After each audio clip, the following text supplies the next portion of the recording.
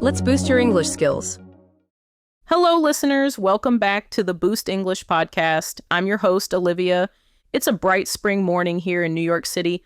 I'm looking out my apartment window on the 9th floor, and I can see yellow cabs streaming down Broadway like tiny ants. A bike courier zips past, music leaking from his headphones. I just brewed a fresh cup of Colombian coffee, and the smell is amazing. Can you imagine it? Maybe you're on the train, maybe you're washing dishes, or maybe you're walking your dog right now. Wherever you are, thanks for pressing play and spending your time with me today. Do you want to improve your English listening skills? Are you tired of feeling stuck with endless negative thoughts swirling in your mind? Do you sometimes ask yourself, why can't I stay positive? Or, why am I so hard on myself? If so, stay tuned. In this episode, you'll learn 5 simple but powerful ways to stop negative thinking while also boosting your English comprehension. 2 birds with 1 stone, right? And don't worry if you miss a phrase or 2. At the end, I'll break down the tougher vocabulary so you can relax and just listen. All right, take a deep breath, grab your favorite drink, coffee, tea, orange juice, whatever works, and let's dive in. Before we jump into the 5 methods, let's talk about why negative thoughts pop up in the first place. Everyone has them. Psychologists call it the negativity bias. Back in ancient times, paying attention to danger helped humans survive. That old wiring is still inside us. Today, the danger isn't a hungry tiger on the savannah. It's a critical email from your boss or a social media post that makes you feel left out. Our brains tag these modern events as threats and replay them like a broken record.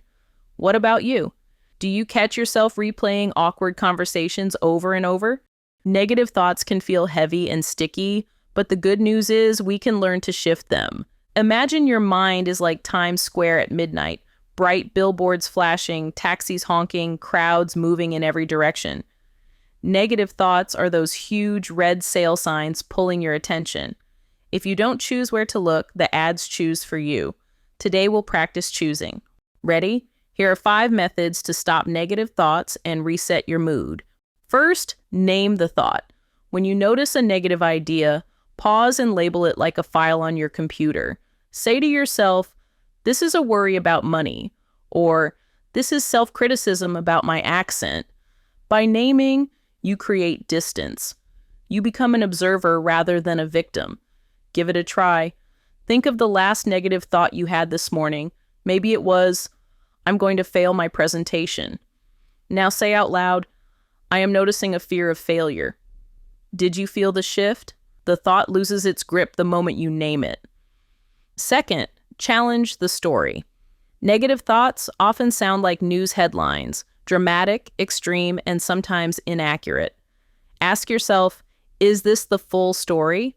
Or, what facts support or contradict this? Suppose you sent one text message and didn't get a reply for 2 hours, and your brain screams, she hates me. Is that 100% proven? Maybe her phone battery died. Maybe she's in class. Creating alternative explanations can calm the mind. The moment you poke holes in the story starts to crumble, right? Third, shift to gratitude. Gratitude acts like a spotlight that pushes gloom into the corner. List 3 things you appreciate at this very moment. They don't have to be big. Right now, I'm grateful for noise-canceling headphones, the gentle hum of my air conditioner, and the basil plant on my windowsill that somehow survived the winter. What about you? Pause and find 3 tiny blessings. Notice how your shoulders relax. To make this habit stick, keep a small notebook or use a note app. Each night, jot down your 3 wins of the day. Over time, you rewire your brain to search for the good automatically, just like a metal detector finds coins in the sand. Fourth, move your body. Research shows that even a 10-minute walk can boost your mood for hours. Movement increases blood flow, brings oxygen to the brain, and releases endorphins, the body's natural feel-good chemicals. You don't need a gym membership. Try stretching your arms overhead, doing 20 jumping jacks, or walking up and down the stairs in your building. I like to put on a classic Motown song and dance in my kitchen. My neighbors probably think I'm auditioning for a musical, but who cares? The point is to move. Feeling brave? Stand up right now. Roll your neck gently, shake out your hands, and march in place for 15 seconds. Okay? Go for it. How do you feel? Chances are your mind feels lighter because your body sent new signals to your brain. And finally, practice box breathing. This technique is popular with Navy SEALs and emergency room doctors because it's simple and effective. Imagine drawing a square. Inhale for 4 counts as you trace the top, hold for 4 as you go down the side, exhale for 4 along the bottom, and hold for 4 up the other side. That's 1 cycle. Let's do 2 cycles together. Ready? Inhale, 1, 2, 3, 4, hold, 1, 2, 3, 4. Exhale, 1, 2, 3, 4, hold, 1, 2, 3, 4. Again, inhale, hold, exhale, hold. Box breathing tells your nervous system that you're safe, lowering your heart rate and quieting the stress response. Quick recap: name the thought, challenge the story, shift to gratitude, move your body, and practice box breathing. Which method speaks to you? Pick one and try it today. Consistency beats intensity, so small daily actions are better than a single marathon session. To make the ideas stick, let's do a quick practice exercise together. Imagine you wake up, look in the mirror, and think, I look so tired. Today will be awful. Pause. Step 1, name it. That's a negative prediction about my day. Step 2, challenge it. Is there proof the whole day will be awful just because my eyes look puffy? Maybe you simply need water and 5 minutes of stretching. Step 3, shift to gratitude. I'm thankful I have a job to go to, a body that works, and a podcast to listen to. Step 4, move. Do 10 slow neck rolls right now. Step 5, breathe. 1 round of box breathing. How's your mind now? Probably calmer and clearer. A quick note on the science. Studies from the University of Pennsylvania show that people who practice daily gratitude journaling for 2 weeks reported a 35% decrease in negative rumination.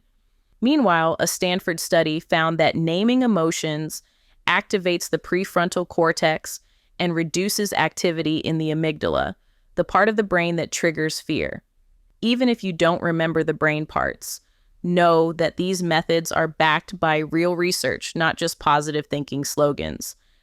Now let's dig into some vocabulary you might find tricky. I'll explain each term and then give a quick example. Negativity bias means we pay more attention to bad news than good news. Example, remembering 1 negative comment and forgetting 10 compliments. Savanna is a large grassy plain in warm regions where early humans lived. Replay something like a broken record means you think about it again and again. Billboards are huge outdoor signs for advertising. Self-criticism is harsh judgment you direct at yourself. Fused thoughts are thoughts stuck to your identity. Alternative explanations are different reasons that could explain what happened. Dramatic means very emotional or exciting. Contradict means to go against something. Hum is a low, continuous sound, like the hum of a refrigerator. Rewire means to change the connections in your brain. Metal detector was my metaphor for searching for good things. Rumination is thinking about something over and over without progress.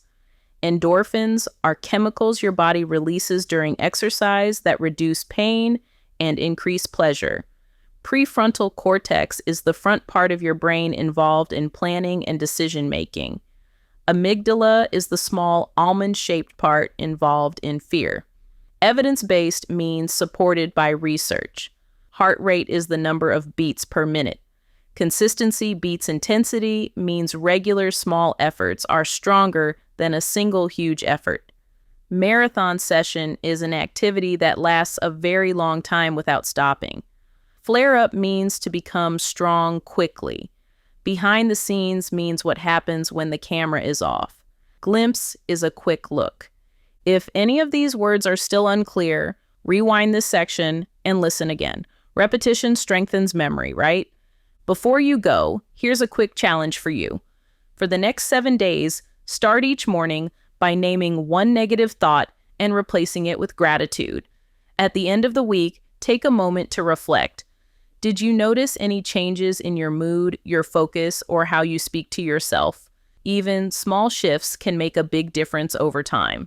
That brings us to the end of today's episode on how to stop negative thoughts. I truly hope these 5 methods give you practical tools and a fresh perspective. I'd love to hear which tip you plan to try. Leave a comment below. Your thoughts always brighten my day.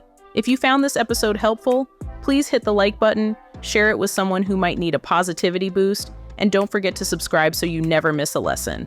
New episodes drop regularly, and each one is designed to help you improve your English while learning something meaningful.